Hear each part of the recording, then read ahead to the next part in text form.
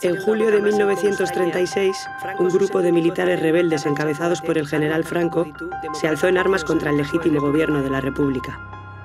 Pero el golpe de Estado no habría triunfado sin la ayuda de Hitler, que utilizó la Guerra Civil Española como campo de pruebas para el proyecto militar que contemplaba una inminente invasión de Europa. Durante la guerra del 36, Alemania probó sistemáticamente armas y tácticas militares como preparación de la Segunda Guerra Mundial. La idea debió surgir entre finales de septiembre y principios de octubre del 36. Hitler y el alto mando militar deciden crear un cuerpo expedicionario, es decir, mandar unidades conjuntas entrenadas de alemanes a la península para que operasen bajo mando militar alemán. Desde España, los golpistas enseguida pidieron que el golpe fuese apoyado militarmente, con material y personal militar. Existía una larga tradición de colaboración entre militares alemanes y españoles, y el gobierno de Hitler accedió rápidamente. Las tropas de élite españolas no se podían mover del Marruecos español. Hitler envió aviones de transporte vía Italia al Marruecos colonial. Durante los meses siguientes, en otoño, septiembre, octubre, noviembre, transportaron a decenas de miles de mercenarios marroquíes a la península española. Era hasta entonces el mayor puente aéreo de la historia militar. Y así nace lo que a posteriori se iba a conocer como Legión Cóndor.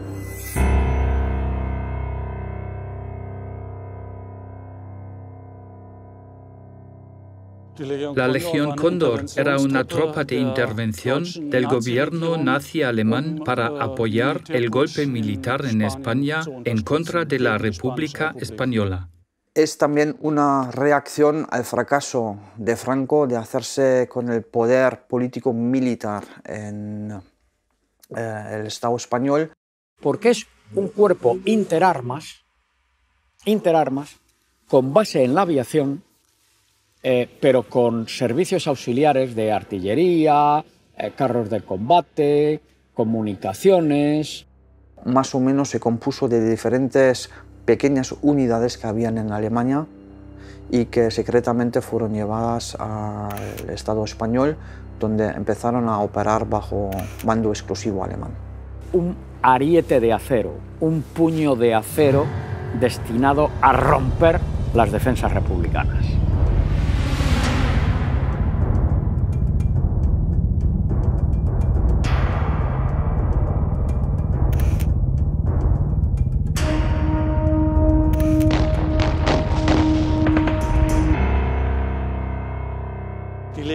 La Legión Cóndor tenía diferentes bases militares en Alemania, desde el norte hasta el sur. La Legión Cóndor abarcaba varios tipos de armas y máquinas, diferentes tipos de aviones, bombarderos pesados y medio pesados, cazas y cañones que en España se utilizaron especialmente en los combates por tierra. La Legión Cóndor, idea alemana, es la innovación estratégica más importante de toda la guerra civil. La más importante.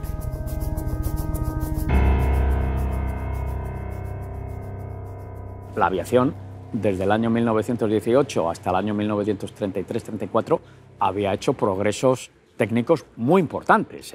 Fueron 15 o 20 años de una gran rapidez en la evolución tecnológica.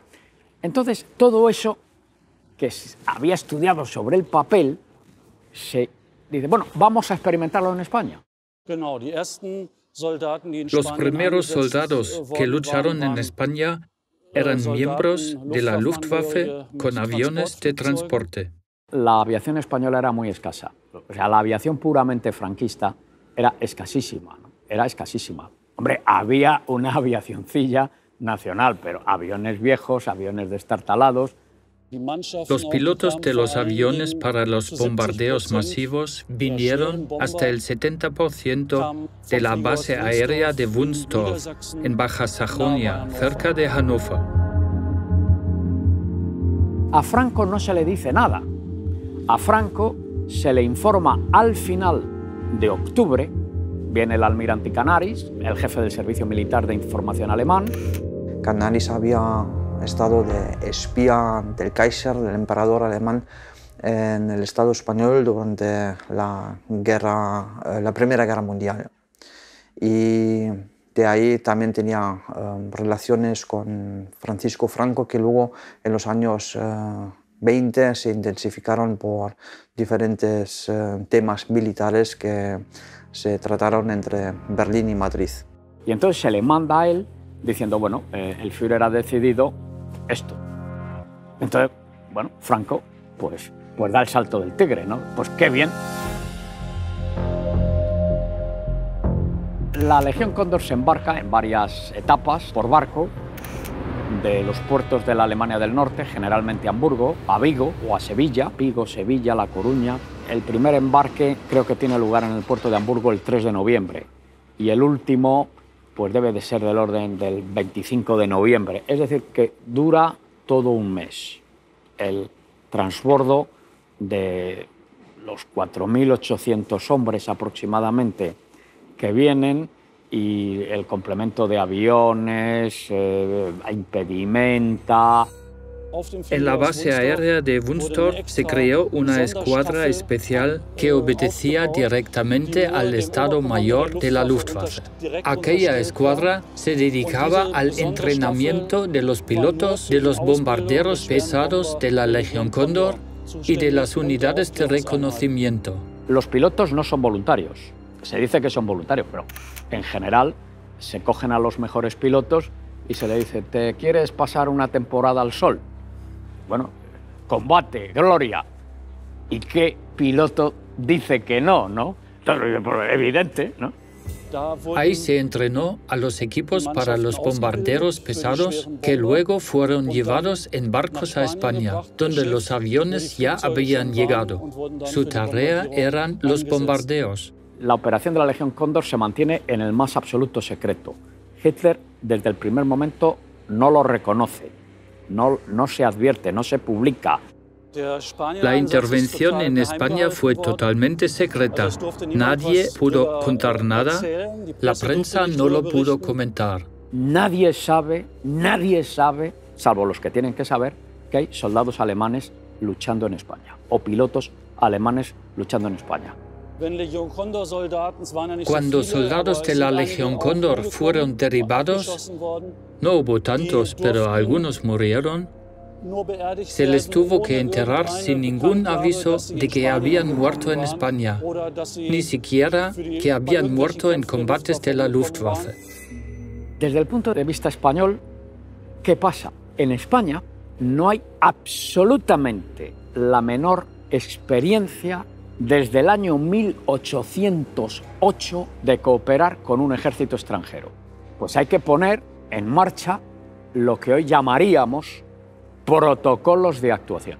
Es decir, los alemanes no pueden hacer aquí lo que les salga de las narices. Aquí hay una unidad de mando vertical, en la cúspide está el general Franco, luego tienen el jefe de los ejércitos de operaciones, en el norte Mola, en el sur Queipo de Llano, y bueno, hay que coordinar la actuación de los alemanes con los ejércitos de operaciones, vamos, así de simple, y con el cuartel general. El comandante en jefe de la Legión Cóndor era el general Hugo Sperle. Sperle era un temperamento fuerte, no era un hombre simpático, tampoco le pagaban por ser simpático. Él tenía a su cargo el jefe del Estado Mayor, teniente coronel Baron von Richthofen. Pero el mando recae en Sperle de modo absoluto y la gestión estratégica en manos de Richthofen. Richthofen era un experto en la construcción de aviones, no en el uso de los aviones. Von Richthofen tenía el papel de organizar las actuaciones, las campañas de la Legión Cóndor. Él hizo la tesis doctoral sobre la construcción de aviones de guerra a gran escala, cuando en Alemania estaba prohibido construir aviones de guerra, o sea, violando los tratados de paz de la Primera Guerra Mundial, de Versalles. Es el primer nombre que se me ocurre, porque en la Segunda Guerra Mundial el mismo Richthofen tuvo un papel importante en la destrucción sistemática de Varsovia. Las experiencias como comandante de la Legión Cóndor las pudo aplicar en la Segunda Guerra Mundial. Richthofen era una persona altamente adiestrada, muy educado, muy culto, pero sin sentimientos de ningún tipo. Una persona fría y muy calculadora. Era una persona sin ningún tipo de empatía. Se sabe que Hugo Sperle, como comandante de la Legión Cóndor, mantenía una relación más o menos buena con Francisco Franco. Sin embargo, las relaciones entre von Richthofen y el general Emilio Mola, que era el comandante del ejército del norte del bando sublevado, eran más bien que tensas. Hay entre Mola y los alemanes una pelotera muy famosa en la que Mola pide a, unos dicen a Sperle, otros a von Richthofen, yo lo que quiero es que la Legión Cóndor destruya Bilbao. Destruya Bilbao. El propio von Richthofen se cabreó tanto que apuntó en su diario que nunca jamás había escuchado de un general que habría que destruir algo que en poco tiempo se iba a ocupar. Sí, que destruya la industria vizcaína. ¿Sabe usted? Los males de España se deben a la industrialización. Hay que destruir la industria catalana y hay que destruir la industria vasca. Y solamente así podremos tener la España que queremos y tal. Para los dos alemanes sería muy brutos, serían muy generales, serían muy militares, pero claro, eso les parece una absurdez. Bilbao va a caer dentro de 15 días, 20 días y nos vamos a encontrar, vamos a destruir la industria que va a caer en nuestras manos. Von Richthofen no quería bombardear Bilbao, tal y como lo requería Mola. Entonces, para tranquilizar a Mola, Guernica podría haber sido la alternativa, el plan B. En Navarra, en aquel tiempo, el 18 de julio, convergen dos personalidades terribles de la guerra, que son el general Mola y el cardenal Gomá. De acuerdo con Gomá, el gobierno vasco como institución, los vascos como pueblo, tenían que expiar sus pecados a base de sufrimiento. Pero hay que decir que durante estos 11 meses que duró la guerra aquí, fueron bombardeados muchos otros pueblos, no solo Guernica. No bombardeamos Bilbao, pero Guernica tiene la misma importancia que Mola le daba a Bilbao, pues vamos a bombardear Guernica. Y el bombardeo de Guernica es eso, un lamentable hecho, como dice él en carta al canónigo Naindía, pero algo que ha tenido lugar porque los vascos tienen que purgar ese pecado que les ha llevado a unirse a un gobierno ateo y además a defender teorías o una ideología independentista políticamente incorrecta.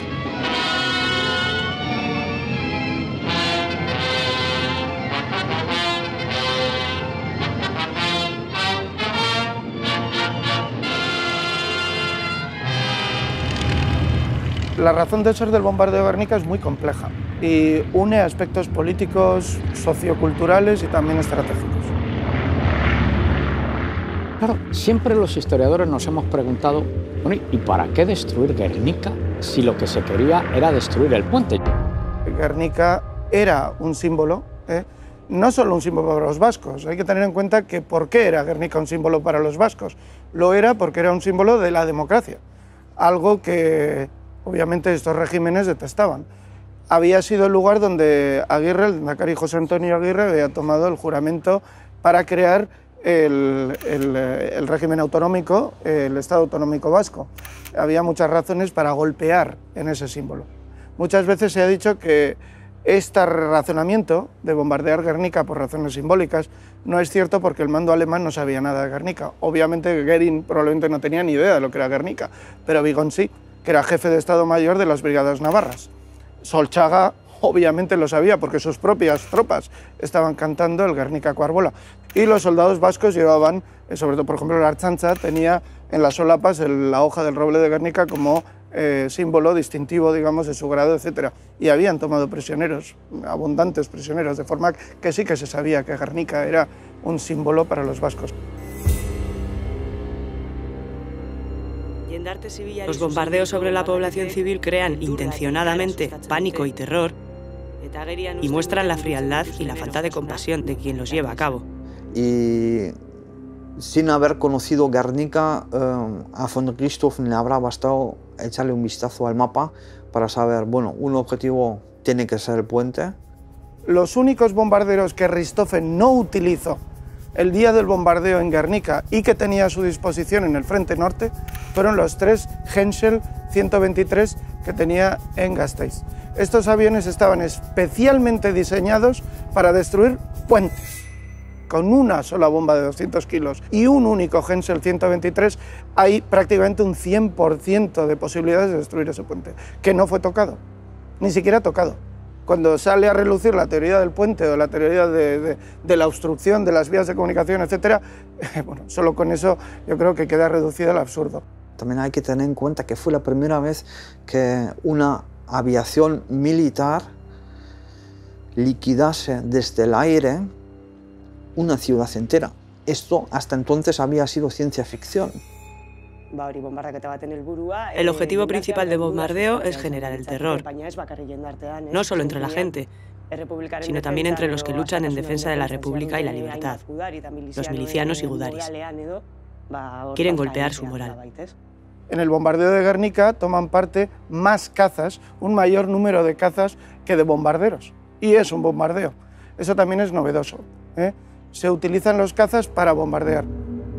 Y sabemos que la primera bomba que se lanzó en Guernica, muy cerca de aquí, la lanzó un caza, un Heinkel 51, un caza alemán, y no un bombardeo. Esa es la teoría. Pero Guernica fue un experimento militar, no había tropas avanzando. Era simplemente una demostración empírica de que eso podía realizarse. La clave se encuentra en un informe de von Richthofen a Berlín. ¿Y qué dice el informe de von Richthofen? Pues dice que se ha estado experimentando en la campaña del norte con diversos tipos de formas de lanzamiento de bombas para ver cuáles son las que obtienen mejores efectos de destrucción. Y que la combinación que mejor resultado da es la que mezcla bombas de 10 kilos, de 250 kilos e incendiarias. ¿Qué se utilizan en Guernica? Una combinación de bombas de 10 kilos, incendiarias y de 250 kilos, que no era la composición habitual. Bueno, el bombardeo de Guernica duró alrededor de 3 horas. Y se eligió el lunes, día de mercado, para que la afluencia de gente fuera mayor y los ametrallamientos pudieran ser pues, más masivos. En definitiva, a un pueblo como Guernica, que en aquella época tenía un carácter muy agrario, venía gente no solo del entorno, sino también de Bilbao, a comprar hortalizas, a comercializar y a socializarse. Se efectuó el bombardeo de Guernica mediante varias incursiones. En primer lugar, era importante cercar Guernica y bloquear en Guernica el mayor número posible de personas. Algunos huyeron al monte, otros murieron en los refugios debido a la mala calidad de los mismos. El método que empleó von Richthofen era que los primeros aviones lanzasen bombas explosivas. Primero, estas bombas explosivas deberían romper el suministro de agua.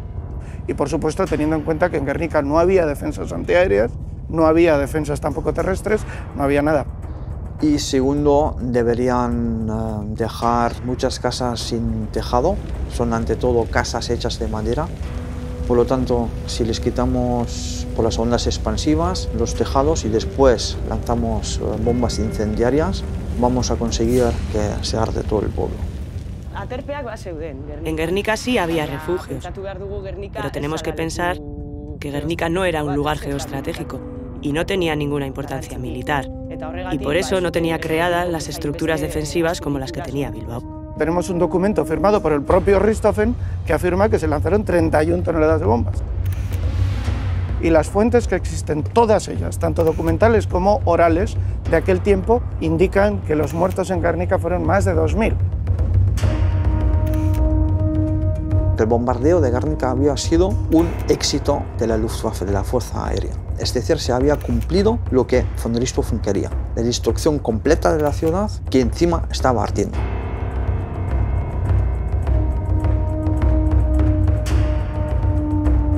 Luego, después de que se origina la información sobre lo que había ocurrido en Guernica, el símbolo de Guernica como símbolo de las libertades vascas y de la democracia originó una guerra de propaganda que los alemanes contestaron luego con la mentira de que habían sido los rojos los que habían bombardeado Guernica. Von Richthofen adoptó esta mentira diciendo que ha sido el bando republicano o los vascos los que habían incendiado su sagrada ciudad. Contaron lo de los daños en la crónica del nodo alemán en tiempos de los nazis, pero después de la guerra pusieron una manta de silencio encima de esta historia. Por último, aplicar la verdad, la justicia y la reparación supondría cerrar tantas heridas todavía abiertas desde aquella época y, de alguna manera, afrontar entre todos el futuro.